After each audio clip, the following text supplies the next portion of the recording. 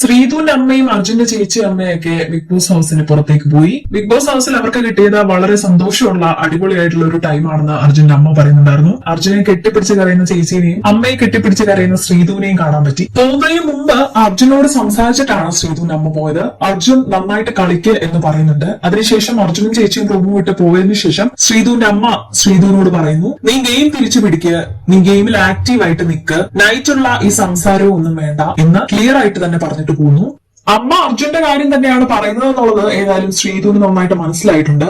എന്നിട്ട് അമ്മ ഇങ്ങനെയും പറയുന്നുണ്ട്, ഫ്രണ്ട്ഷിപ്പ് ഒക്കെ ഓക്കെ ശ്രീധു, അത് കുഴപ്പമില്ല, പക്ഷെ ഈ നൈറ്റുള്ള സംസാരവും അതൊന്നും വേണ്ട, ഞാൻ പറയുന്നത് നിനക്ക് മനസ്സിലാവുന്നുണ്ടല്ലോ എന്ന് ചോദിക്കുന്നു. അപ്പം ശ്രീധു പറയുന്നുണ്ട്, എനിക്ക് മനസ്സിലാവുന്നുണ്ട് എന്ന് പറയുന്നു. നോക്കി കളിക്കാൻ ഇനി കുറച്ചു നാളും കൂടി ഉള്ളൂ എന്നും അമ്മ ഓർമ്മപ്പെടുത്തുന്നുണ്ട്.